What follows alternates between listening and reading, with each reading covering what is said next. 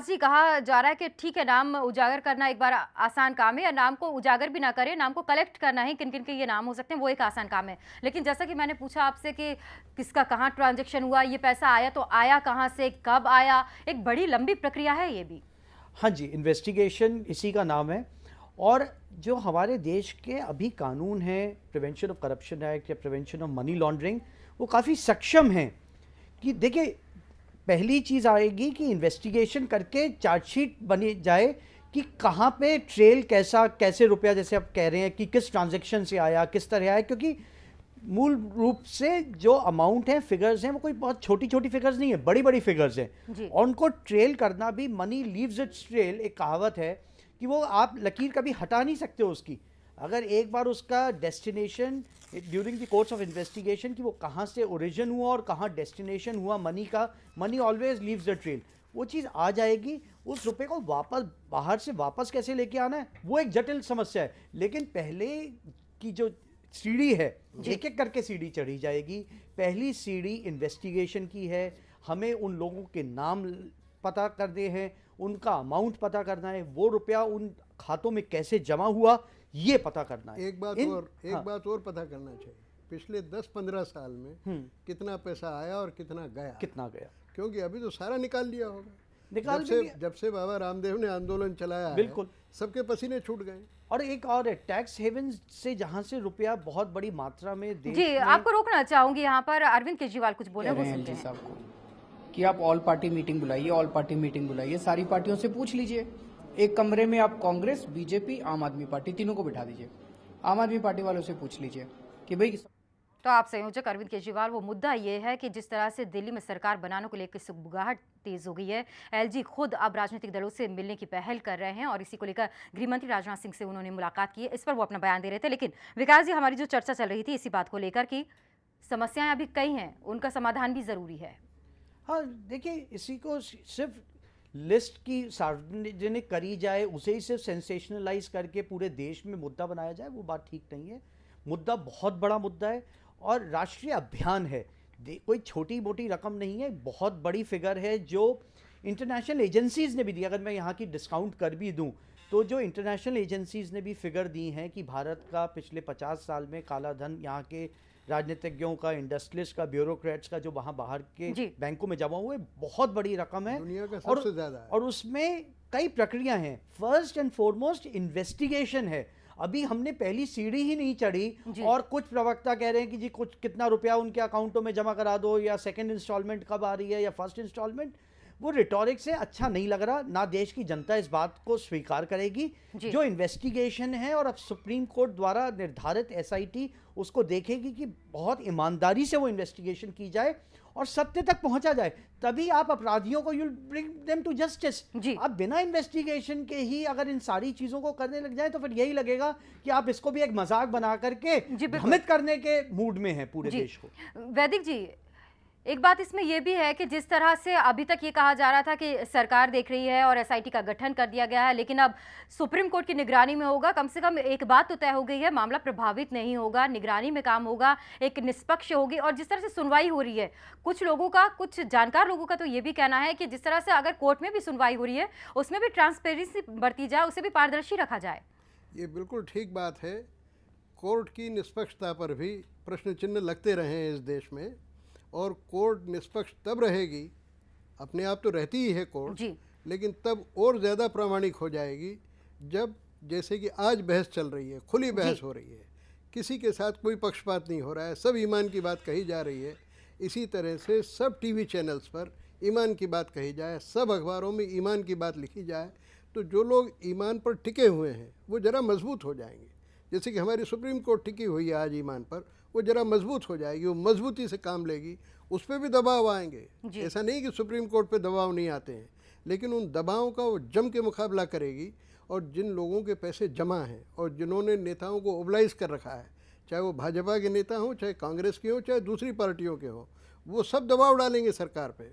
और सरकार में मैं ये दावे से कहता हूँ कि कोई न कोई परेशानी सरकार के लोगों को भी महसूस होगी। उन सब परेशानियों से बचने के लिए ज़रूरी है कि एक ज़बरदस्त जनमत तैयार किया जाए, और जागरूक जनमत होगा देश में, तो मैं समझता हूँ कि सबकी विचार की आज़ादी रहने से ये बात पक्की हो जाएगी कि सारा पैसा लौटेगा, सारी जांच निष्पक्ष होगी और आम जनता को फ़ायदा मिलेगा। जी विकास जी, एक बात ये भी है कि जब भी सीबीआई का इस्तेमाल किया गया है, स्वायत्त संस्था उसे कहा जाता है, निष्पक्ष जांच वो करती है, लेकिन सवाल उसकी निष्पक्षता पर भी उठाया गया है, उसकी पारदर्शिता पर भी उठाया गया है। भले ही यूपीए में सब सरकार थी तो बीजेपी ने उठाया, अब भले ही कांग्रेस उठा दे, लेकिन अब ये मामला जब कोर्ट में आ गया है, कम से कम एक ये उम्मीद लोगों में भी जग गई होगी कि निष्पक्ष जाँच होगी, कानूनी तौर पर जो सही गलत होगा, क्योंकि कानून से ऊपर कोई नहीं। देखिए, एसआईटी का होने का क्या फ़ायदा है कि किसी ना किसी इन्वेस्टिगेटिंग एजेंसी को तो इन्वेस्टिगेशन करनी होगी, वो सीबीआई हो या कोई और एजेंसी हो। लेकिन एक बात ये रहेगा कि एसआईटी एक मॉनिटरिंग एजेंसी हो गई, जिसका काम ये रहेगा कि वो देखने के लिए कि इन्वेस्टिगेटिंग एजेंसी पे कोई दबाव ना आए, वो किसी के भ्रम में ना आए, कहीं उन पे पैसे का किसी और रूप का दबाव ना आए, या उनके काम में कोई बाधा ना डाले कि during the course of the investigation उन पे कि आप इन्वेस्टिगेशन को इस तरह मोड़िए या इस तरह मोड़िए, क्योंकि उनकी डायरेक्ट रिपोर्टिंग एसआईटी पे रहेगी।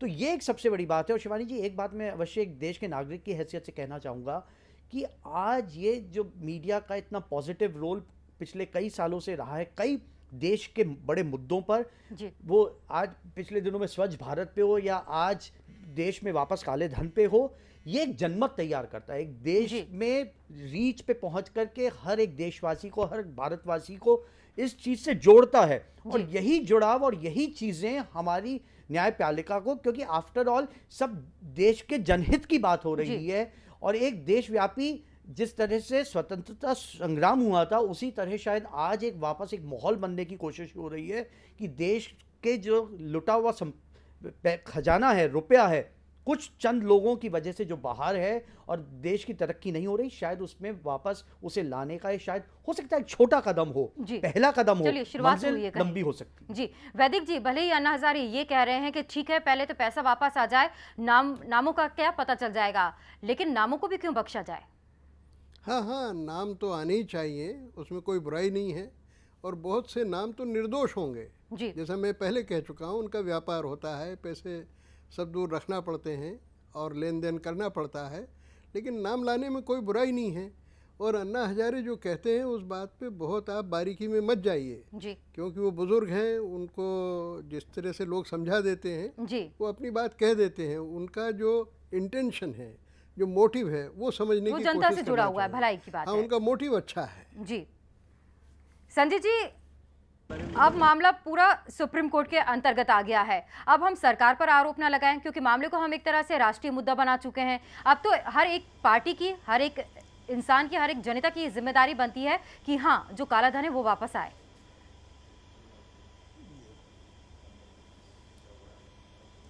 देखिए, मैं अगर अपनी व्यक्तिगत राय दूं तो इस हिसाब से एक बात ये बताऊंगा कि जिसके भी नाम बाहर आए, चाहे वो कोई भी पॉलिटिकल पार्टी से जुड़े हुए हो, तो पार्टी को ये चीज़ करना चाहिए, उसको डिफेंस नहीं करे, इसके ऊपर एक्शन ले जो देश हित में, जनहित में होना चाहिए।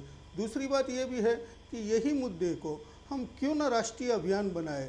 अगर राष्ट्रीय अभियान बनता है तो हम पार्टी पॉलिटिक्स छोड़ के ये अभियान में साथ में है, तो यही मतलब मानस खड़ा होना चाहिए, इसी के ऊपर एक मुहिम चलनी चाहिए। संजय जी की इस बात से शिवानी जी मैं बिल्कुल सहमत हूँ कि किसी भी पार्टी का आदमी आए, उसे कानून के तहत जो सजा मिलेगी वो तो मिलेगी, लेकिन ये पॉलिटिकल पार्टीज का भी एक दायित्व बनेगा कि जो लोग साबित हों इस काले धन में लिप्त हैं, उन पॉलिटिकल पार्टीज को भी कड़े से कड़ा एक्शन उनके अपने मेंबर्स के खिलाफ लेना चाहिए। जी, आप ही की बात को आगे बढ़ाती हूँ विकास जी। और जिस तरह से ये भी कहा जा रहा है, अरुण जेटली जी एक जिम्मेदार पद पर बैठे हुए हैं, वो इस तरह से बयानबाजी दे देते हैं। मामला जब राष्ट्रीय हित से जुड़ा हुआ हम इसे कह रहे हैं, तो उन्हें भी शायद संभल कर बोलना चाहिए था, उन्हें भी शायद ये समझाइश दी जानी चाहिए कि कम से कम इस पर राजनीति अब ना हो। देखिए, उन्होंने क्या कहानी कहा, देश के वित्त मंत्री हैं, I am too small to comment on that, पर हाँ, जैसे है कहीं ना कहीं थोड़ी सी त्रुटि हुई है, जिसी के लिए देश में इतना बवाल हो गया पिछले 2 साल से। अगर वो जाकर के सील एनवेलप में लिस्ट पहले ही दे दी होती तो शायद आज ये इतना बड़ा चर्चा का विषय ही ना बनता। लेकिन फिर भी मैं the benefit of doubt to the government की सरकार की नीयत साफ है। अगर देश को का लुटा हुआ धन वापस लाने के लिए चुनावी मुद्दा बना तो उसमें कोई गलत खामी नहीं है। Time could be a factor, लेकिन जब एसआईटी के सामने है तो अब for the government to act too much, government अब इस समय ज़्यादा कुछ नहीं कर सकती है। एसआईटी ही मॉनिटर करेगी, वही इस इन्वेस्टिगेशन को एक कंक्लूसिव एंड तक लेके जाएगी। सरकार का रोल नामों को देने के बाद काफ़ी कम तक रिस्ट्रिक्टेड हो जाता है। जी वैदिक जी, आपको भी लगता है कि सरकार को अपनी जिम्मेदारी को थोड़ा और गंभीरता से लेना चाहिए था? चलिए, नरेंद्र मोदी ने जो कहा, आप कह रहे हैं चुनावी मौसम था, जोश में होश भी खो बैठते हैं इस तरह के नेता, लेकिन नरेंद्र मोदी के लिए कहा जाता है बहुत सोच समझकर वो बोलते हैं, उसके मायने क्या निकाले जा सकते हैं। फिर भी चलिए, पहल की गई है, अब सुप्रीम कोर्ट के अधीन ये मामला आ गया है, लेकिन अब नेताओं की, केंद्रीय मंत्री जो हैं, उनकी ये जिम्मेदारी बनती है कि कम से कम अब इस मामले पर आरोप प्रत्यारोप ना करें, सिर्फ एक निष्पक्ष जांच हो रही है उसका इंतजार करें।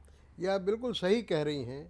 मेरा तो एक प्रश्न है बहुत छोटा सा, कि 100 दिन में नहीं लाए और 150 दिन में ले आएंगे या 200 दिन में ले आएंगे, तो क्या 200 दिन में भी नहीं लाना चाहिए? अरे 100 दिन में नहीं लाए तो नहीं लाए जी। अब 200 दिन में ले आओ भाई, लेके तो आओ। देखिए, चीन से हमको लद्दाख और अरुणाचल की ज़मीन खाली कराना है जी। ये प्रस्ताव संसद ने पारित किया है और 2-2 बार पारित किया है। आज 50 साल हो गए, ज़मीन खाली करा लिया आपने। जी। संसद ने प्रस्ताव पारित किया है कि जो कश्मीर हमारा पाकिस्तान ने दबा रखा है वो हमें वापस लेना है। ले आए क्या? जी। इंदिरा गांधी ने पूरा चुनाव चलाया, गरीबी हटाओ। आज तक हटी क्या गरीबी? 50 साल हो गए। तो इसलिए जो चुनाव के अंदर बोला जाता है वो एक माहौल अलग होता है। काम जो अब करना है उसमें मैं समझता हूँ जो शुरुआत हुई है बहुत बढ़िया शुरुआत हुई है, और ये ठीक है कि इसका श्रेय इस सरकार को नहीं मिलना है, वो तो सुप्रीम कोर्ट ले गई श्रेय। आप खींच खांच के देना भी चाहें तो श्रेय नहीं मिलने वाला, ना मिले। लेकिन अब बाकी की जो कार्रवाई है, सरकार अगर सुप्रीम कोर्ट के आगे आगे चले और सुप्रीम कोर्ट उसके पीछे पीछे चले तो जनता गदगद हो जाएगी। जी। नरेंद्र और जो मोदी हो की चुका आभारी है है। और उस पर ना चर्चा करके ये इस पर चर्चा ज्यादा की जाए कि अब ऐसा दोबारा ना हो, और जो हो चुका है उसे किस तरह से ठीक कर लिया जाए, दुरुस्त कर लिया जाए, ये भी बहुत जरूरी होगा। वक्त यहाँ पर एक छोटी सी ब्रेक का है, जल्द हाजिर होते हैं।